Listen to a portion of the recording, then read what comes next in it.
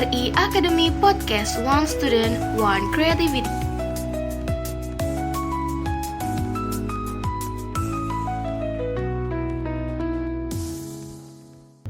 Hello, welcome to RI Podcast, One Student, One Creativity. Today, in this podcast, we will explore meaningful story from Indonesia history and culture. I'm Zakia Sabila. I'm excited to be with you today. And in this special episode, we will dive into fascinating world of oral history, a unique way to preserve story and local wisdom from the past.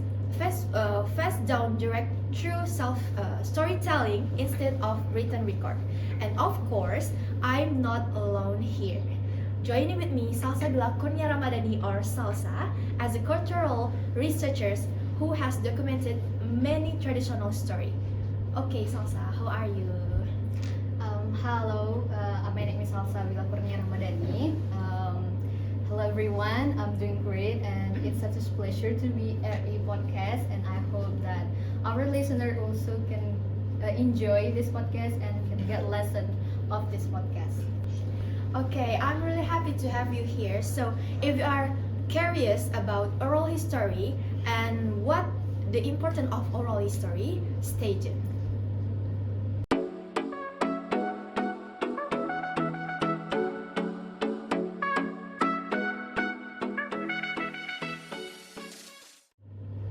Alright, Salsa, let's get straight into it.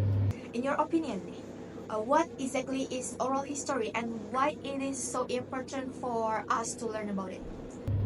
Alright, so oral history is a way of preserving the past through story that are passed down from generation to generation. I think it's really important because not all historical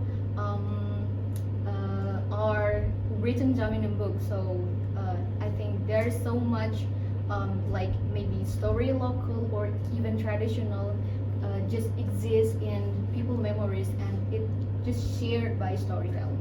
Wow, that's interesting. And so, oral history is more personal, right? Yeah.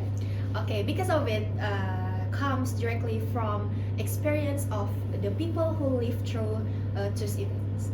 Yeah, exactly. So through oral history, we can get more some vivid, emotional, or some detailed perspective of what happened in the past. Okay, when it comes to oral story in Indonesia, can you share an interesting example about oral history? Yeah, sure. So I know the story. It called Si Pahit Lidah. Actually, it comes from my place, Lahat City. So it called Si Pahit Lidah from Lahat, South Sumatra. Okay, I've heard that name, but Yeah. I don't know much about the story. So, Right. can you tell us more about it? Yeah, sure. So this story, as I told you before, it is come from Lahat. So this is Si Pahit Lidah. Actually, his name is Serunting Sakti. He's a famous because he has a power of his tongue. So everything that he said will be a stone. So based on the story, he got his power after he meditating, following that he having conflict with his brother-in-law. So, and you know that in Lahat City there is a tale called Batu Gajah instead of elephant stone. So people believe that Batu Gajah was really 11. Uh, was really animals. If you visit a Lahat City, you can also, if you find something like stone that figure humans, that similar with humans, it's supposedly a real humans that cursed by Si Pahit Lidah. Wow, that's so interesting. So, what lessons can we take from this story? The lesson, so I think there's a lot of lessons that we can get from this story. I think the first one is we have to be careful what we say, because the word that comes out of our mouth, I think our word maybe we don't know that our word will be hurting to someone. So I think the first one is be careful what we say, and the second one is I think if we have a power, like this story, si Pailida has a found power. So if in the real life we have a power, I think we don't have to use our power to intimidate people. And I think the last, we can make good connection with our family. Like si Pailida has a heading conflict with his brother-in-law, so I think it's really important to make good connection with our family, with our people around us. Okay, that's such a timeless message, Yeah. and it's incredible how this story continues to live on in the community. Yeah, absolutely. Even today, the people of Slahat still tell this story to the children in the Lahat city. You know that I know this story actually from my parents. Oh. Yeah. So I think a lot of parents still tell this story to their children, and I also you know that if you visited Lahat city, in the middle of the city, the Lahat built a stone of Si Pailida. Okay, we will continue to the next question. So, in your opinion, how can we preserve story like Si Pahit Lida so they don't fade away from the overtime? The way we can preserve this story like Si Pailida, I think such like documenting or recording or writing this story, or even making films.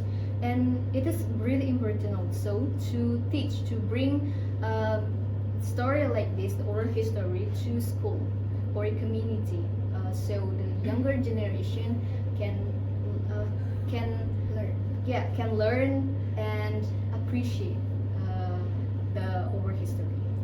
Okay, I completely agree, and I think podcasts like this can also play a role in preserving this story, right? Yeah. Hey, listeners, before we continue, please stay tuned for a short break.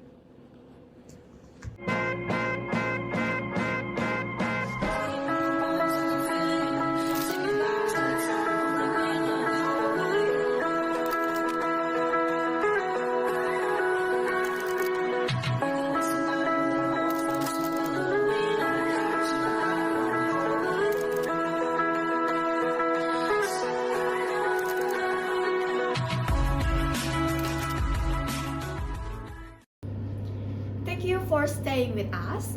And wow, time really fast. We talked about the importance of oral history, an amazing example like the legend of Si Pahit Lida, and ways to keep this story alive. Yes, and I hope that our listeners also can appreciate their local story, because every story has their valuable lesson and insight. Okay, thank you so much, Salsa, for sharing your knowledge with us today. Yeah, thank you very much, Zakia. Once again, thank you very much for inviting me to RE Podcast. Okay, before I close this podcast, so RE Podcast have a tagline. The tagline is one student, one creativity. So would you like to say together with me before I close this podcast? Yeah, of course. Okay. 1, 2, 3. RE Academy, one student, one creativity. Thank you so much for all listeners of RE Podcast. Thank you for tuning in. See you in the next episode, and remember to keep our local story alive. Until next time, stay curious and inspired. Thank you so much for watching. Goodbye.